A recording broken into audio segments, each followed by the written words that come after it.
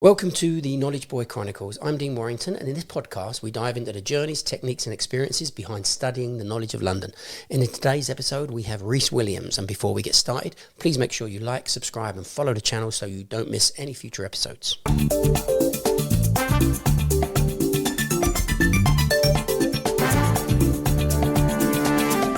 Taxi!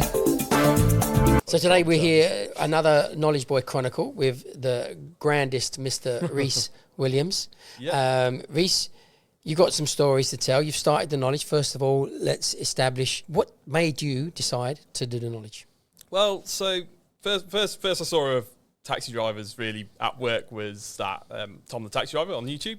Yep. He did that collaboration with Tom Scott, and about 3 months later, the YouTube algorithm started saying, do you want to see one more Tom the Taxi Driver's videos? I got interested.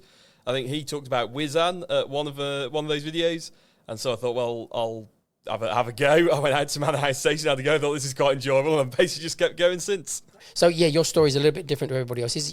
I know that you started the knowledge and you've diagnosed autistic. Yep. So how's that affecting you? You're a bit of a rain man, I expect, on the knowledge here. Well, I diagnosed at 15.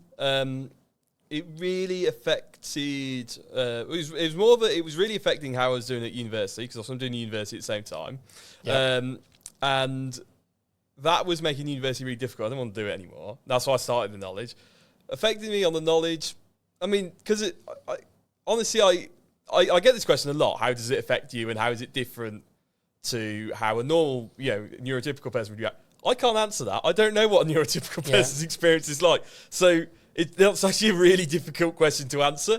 I mean, the main thing I'd say, I don't know. I mean, I guess it helps me focus on stuff. Yeah. So, how have you got on so far then? I've gotten okay. I'll be honest, I've struggled to get down to it when I need to, if that makes sense. So the discipline, you haven't I struggle with the discipline more than I expected. I'm doing better now. I had depression a few months ago. Yeah. That didn't help, and when I had that, I stopped calling the books. Didn't really get much done at all, and then obviously it's really hard to come back from that. Never stop calling the books. It's an absolute very, very important part. People need to understand. I try and tell people that you don't remember the books. It's not about memorising them. It's a simple way of explaining it to them, but you don't memorise them. You basically have to use them, or you will lose them. Yeah. And once you've actually called them over, that's not them done. That's now your objective every day is to keep calling them over every week that you get through all 320 to maintain your vocabulary and everything else. Yeah. But you, with your autism, have decided to do a university degree and the knowledge at the same time. And I know for me, it didn't sound like the best idea in the world when I heard it. Well, what I will say is I'm doing a university degree because I started doing the knowledge. If I hadn't started doing the knowledge in, it was most way through my first year, I think I sort of started dabbling and I committed to it in my second year. If I hadn't done that, I wouldn't have gotten, I would have just stopped doing university and I don't know where I'd be now, honestly. Yeah. What it gave me, because when something's your whole life, it gets quite overwhelming, if that makes sense, for me. So having two things that were sort of opposed to each other, because if I get down to university work, right, and I can't do it, for whatever reason, I'm overwhelmed by it. If I'm then being productive by doing, calling over books, doing point to point, it feels a lot better than if I just sat with my own thoughts, wallowing in my own thoughts. And then when I get on to, when I've done that, then I'm more in a frame of mind to do university work, if that makes sense. Yeah. Okay. So how far have you actually got then? So I've got, I'm on to 56s, 0 for 3. Okay. 3 Ds. Yep. So I would like to point out to people that I don't see you in the school often. You're not practicing point to point. Is that correct? I am practicing point to point, but I'm doing it at home. I, for some reason, have been struggling to make it down to the school. I don't know why. You're not. I've got to say, I don't think you're in a position for someone that can do it on your own. No. Point to point. You need to be working with a partner. partner. You're right. All these foundations are in place for the reason. So I think you're right. that you're not studying in the best possible way. No, I don't think I am. No, I don't think I am at all. I think I can't tell you why, because I know what I should be doing and I'm not doing it, if that makes sense. I know I should just come down here and do it here. So do you have a plan to get in place to sort of get yourself going? I should say yes, but the answer is no. That's okay. I mean, you will be aware that the journey for you, if you carry on with the format you're doing, Yeah, you're looking it won't at work. a long No, way. it won't work. I know it won't work. Like, I know what I'm doing won't work, if that makes sense. Yes. Um, Well, the plan should be this, Rhys. To be honest, anybody doing the knowledge needs routine and schedule. You need to have a plan about what days, what times, and what you hope to achieve in those days and times. And to be honest, the knowledge is kind of a 7-day a week. You're in great shape. 5 days a week you can do perfectly well, but 1 day a week doesn't work. No, you're absolutely right. Well, when and I've said this too many times, but starting next week, I'm going to go on to a proper schedule because I've got the university timetables come out, and I also, because in the final year you do a massive project, so I also have to have a proper schedule for that to be able to do that as well. So I'm hoping this is a hope, not a thing that's definite, because I always struggle with schedules and keeping them. I'll be honest. And the old brain isn't back to normal stability, to be honest. Yeah. But I'm getting along a lot better, but it's still not back, if that makes sense. But I'm hoping I'll sit down, I'll make a schedule this week, and I'll try and keep to it this week, and then hopefully keep going, if that makes sense. Yeah. I mean, it doesn't sound right, because I need to really buckle down. Yeah, I mean, I can see your face. Your circumstances are not the same as everybody else's. I will point out one of the plus points is that you are going to the university here in Greenwich. Yep. So you're only within walking distance. Yeah, I'm within walking distance, which makes it even worse. I'm not down there. Yeah, but you live in Cambridge? Well, so I really struggle with living in the student halls. So I live in student halls, supposedly. That's one of the big things I struggled with. Well, I imagine that, is that like army bunks with double bunk beds? So, really? No, you get your own room, but you do have to live with like 6 or 7 other people. In the same room? Not in the same room. Oh, you get your own room and your own bathroom. It's the modern world. Yeah. So you get your own room, you get your own toilet nowadays, but you still have to share your kitchen with everyone, and it's still basically stupidly loud all the time. And being sensitive to noise doesn't help. Yeah. And is the other thing that I realised is affecting me on noise more than I probably thought, because I comedically forgot about this. I don't really have short-term memory. Like I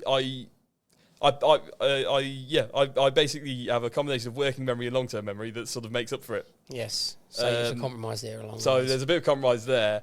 And I was talking to my dad, because I did a lot of drama in school. Yep. I'm a computer artist now, but I did a lot of drama in school, which is why I'm able to go out and talk to people. Yeah. And I was talking to him, and he said, we were talking about how I learnt lines in drama plays, and he said, yeah, you know them about 2 weeks after everyone else, but then you know them really well.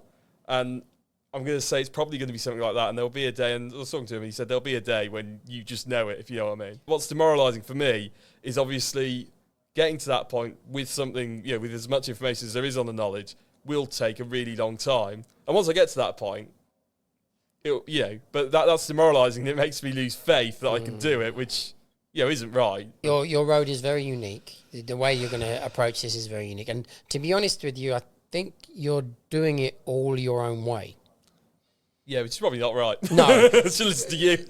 You know yourself your best. You know yourself better than anybody else. I mean, I can only advise you on the techniques that are employed to do it in the best possible way on average for everybody. But you have a unique set of circumstances. Obviously, the autism plays a big part. But there is an aspect to this that does compare to acting. And it is that fact of remembering lines. You do need to focus and remember those lines. And on that basis, are you okay at calling your Blue Book runs? I'm getting better.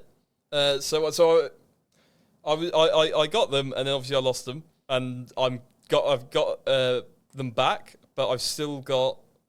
So I'd say I've still got most of them. So I've got about 200 that I can call reasonably well, and I've got the rest where I would still have to refer to the sheet to be able to call it.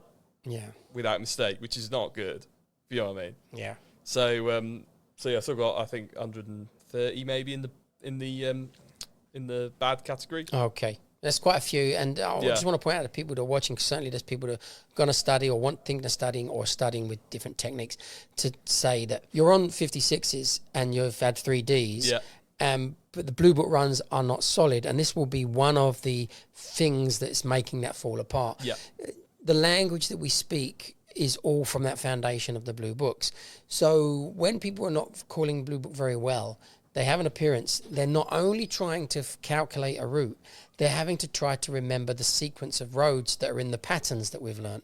Whereas when you call Blue Book quickly and fluently and easily, that part's taken care of. We're only needing to think, what route do we want to use? Yeah. So these need to be overcome. Do you think you can call a Blue Book run for us now?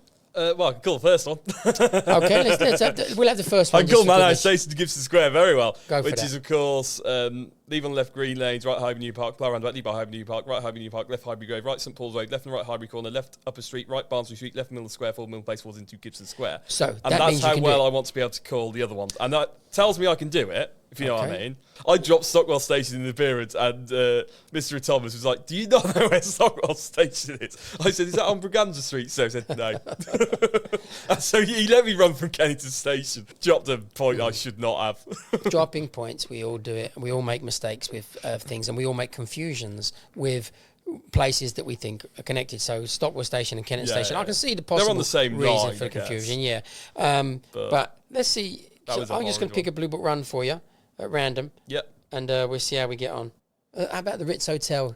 The Ritz Hotel to Battersea Park Station. Okay, so that is leave on the left Arlington Street, right onto Piccadilly, right onto St James's Street, comply Pall Circus, leave by Marlborough Gate, forwards Marlborough Road, right onto the Mall, left onto Queen's Gardens, forwards onto Spur Road, right onto Birdcage Walk, forward Buckingham Gate, forward Buckingham Palace Road, forward Eby Bridge Road, left onto Chelsea Bridge Road, forwards onto Chelsea Bridge, forwards onto the Queenstown Road, comply Queen's Circus, leave by Queenstown Road, left Battersea Park Road, sit down on left. That's one I know really well. Is it? Yeah. That's the one I use as the example of I know that one really well. I possibly know that even better than Manor House Gibson Square. So you was lucky, I just got lucky. All right. We see if as soon as you said Battersea, as soon as you said Ritz Hotel, I thought, let's change your luck.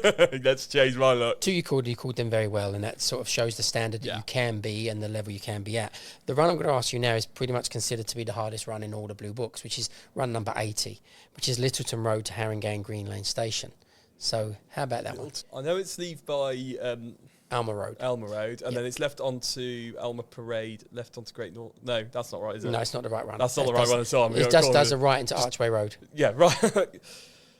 Yeah, this is where it just all falls down. It's leave by Elmer Road, right onto Archway Road, and I think it's left onto Shepherd's Hill Road. Yep, just Shepherd's Hill. Now, left on Shepherd's Hill. What I want to use this for, Rhys, I want to use this to show people how to do it. So you're pushing on. Don't guess. This is what you do. I would get to the third road, and I'd get confirmation from me that the third road is correct. Yep. And then all I would do is call again, but just thinking of the three roads. I don't want run number 4. I want just road number 1, 2, and 3. So what are the first? That is how I'm trying to relearn them when I'm going through. But that process obviously takes several hours. Let's relearn it now. Yeah. What's those first 3 roads? So it was Littleton Road. You want to leave by Elmer Road, right onto Archway Road, left onto Queenswood. Shepherd's Hill. Shepherd's Hill. Okay, I'm doing it again, remembering it is Shepherd's Hill. Go on. So it's you're on Littleton Road, leave by Elmer Road, right onto Archway Road, left onto Shepherd's Hill. Good. And that's the thing about the repetition. We keep going until we know we've got it correct. Do it one more time for me. So we're on Littleton Road, leave by Elmer Road, right onto Archway Road, left onto Shepherd's Hill. Good. The next road is right into Stanhope Road. Right into Stanhope Road. So just add that one road. So we want to leave. We're on Littleton Road. Leave by Elmer Road, right onto Archway Road, left onto Shepherd Hill, left onto Stanhope Road. Right onto Stanhope Road. Right onto Stanhope Road. So feel the shape, so you're not just guessing it. Yeah. Yeah. So right onto Stanhope Road. So go again. I was focusing on the road name. I forgot the turn. Leave. So we're on Littleton Road. We're on leave by Elmer Road. We want to go right onto the Archway Road, left onto Shepherd's Hill, right onto Stanhope Road. Yes, and the next road is Left Avenue Road. So we're kind of doing some steps here. We're including as many roads as possible to learn. That's what makes this run difficult. Yeah. So the next road is Left Avenue Road. And again, I'm doing this for people watching. The way that we're going to relearn a run is you do not think of the whole run. Yeah. You rebuild one road at a time and you get good at that. And then when you think you're good at that, then you add another road. So I've stalled you a little. Where you go. So we are going to we're on Littleton Road, leave by Elmer Road, right onto Archway Road, left onto Shepherd's Hill, right onto Stanhope Road, left onto Avenue Road. Good. Ford Crescent Road. Okay, so Avenue Road, Ford Crescent Road. Okay, so we are back on Littleton Road. We want to leave by Elmer Road, right onto right onto Archway Road, left onto Shepherd's Hill, right onto Stanhope Road, left onto Avenue Road, forward into Crescent Hill. Crescent Road. Crescent Road. Yeah. One more time. Why did I say Crescent Hill? Okay, so we are going to So we're on Littleton Road. We're going to leave by Aylmer Road, right onto Archway Road, left onto Shepherd's Hill, right onto Sandhope Road, left onto Avenue Road, forwards into Crescent Road. Yeah, and I'm going to end it there because I think the principle has been achieved. And what we're trying to do is we're continuous to add roads, because I see people all the time when they're trying to relearn a run, they're guessing the next road or they're being given the next road. They get to the end of the run and they say, yeah, I did it. No, you didn't. No, you didn't. And the best way of all to remember it is that you get confident and fluent, like you are on those other 2 runs you called. You get more confident and fluent on the 6 roads we've got. You had a 7th. And you'll know in the end if you could ask for 2 more roads or 3 more roads, because you know you've got this part sorted out. Yeah. But in general, when the run is really bad, just one road at a time, go back to the beginning. One at a time, back to the beginning, and get more perfect at it. And I can tell as well by the way you called that you've definitely got the ability to do this. So you've got to study along those lines. So you're probably going wrong now with the volume of point to point that you're doing. Yep. So you need to up that, and you probably need to get yourself a regular partner. Yep. You don't have one yet. No, you're not appearing in the school often enough. No. But that's your plan. That's what I need to do. I need to come in the school.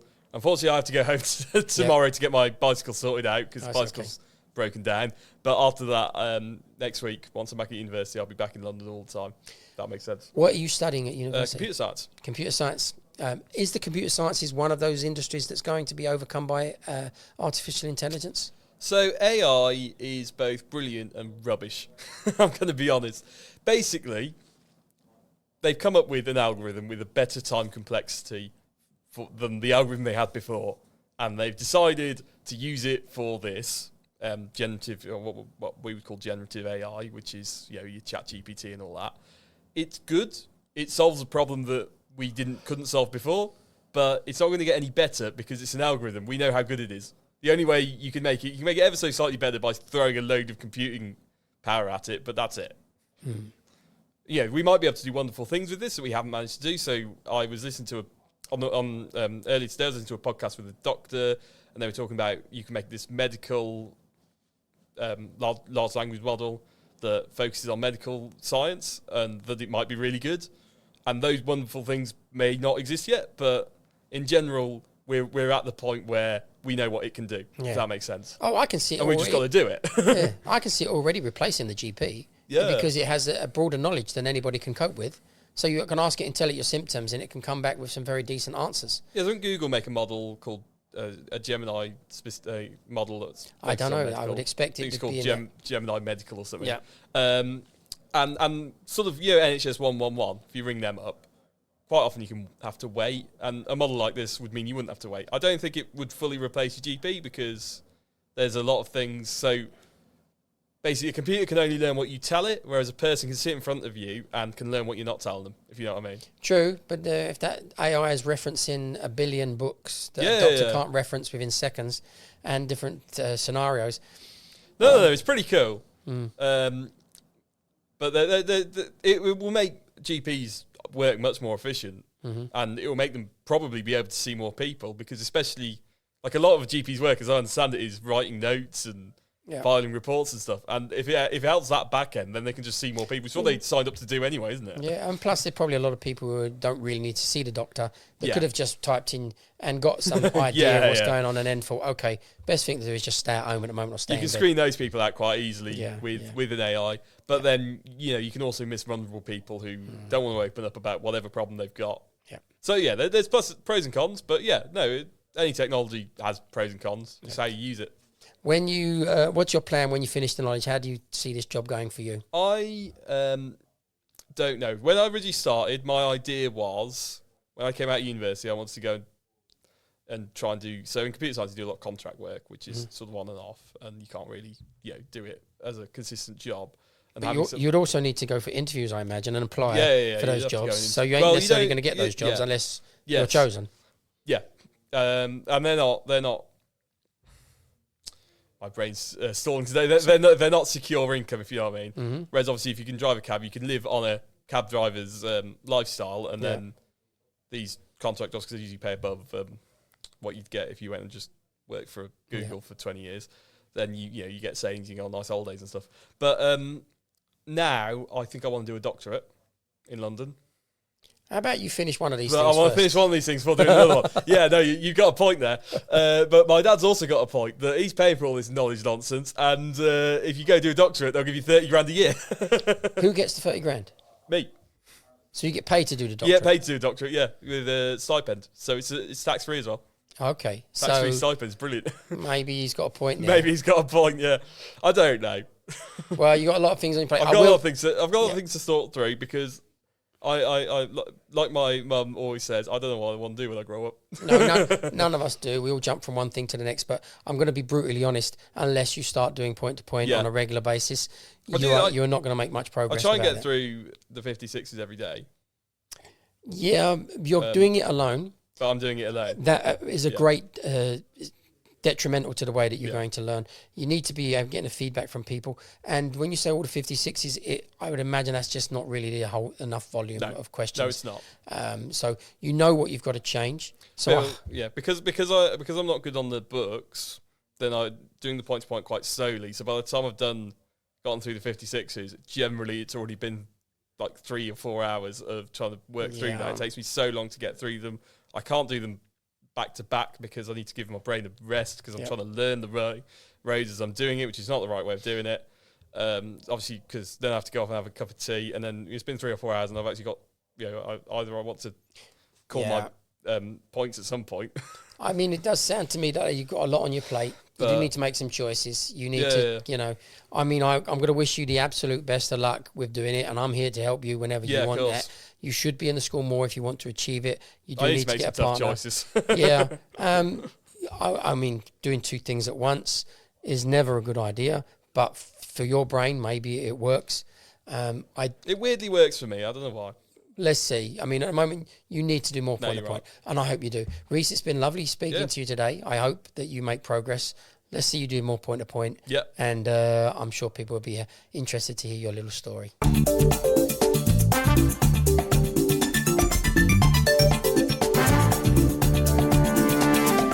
Taxi!